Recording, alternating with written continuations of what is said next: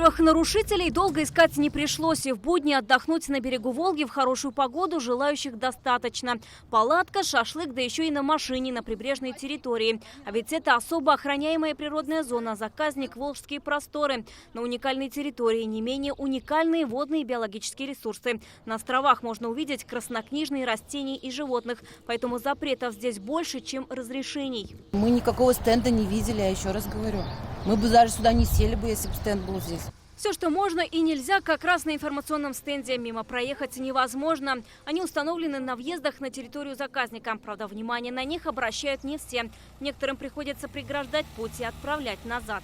Нарушение режима охраны. В основном это заезд на территорию заказника на машине, это разведение костров, установка палаток, это разбитие биваков. Сразу с одного рейда, то есть одной машины, 5 протоколов, это, конечно, легко. Рейды ежедневные, некоторых нарушителей на берегу лучше видно с воды, поэтому объезды и на катере.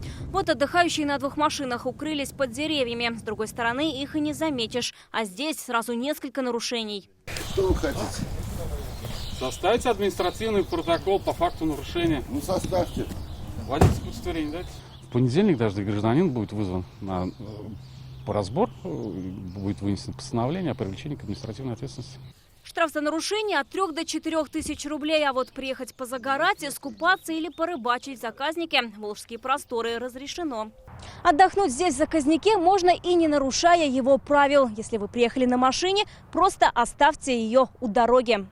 Эта зона, например, рядом с поселком Займище, поэтому припарковаться можно у трассы М7, не переживая за то, что ваш отдых испортят штрафы.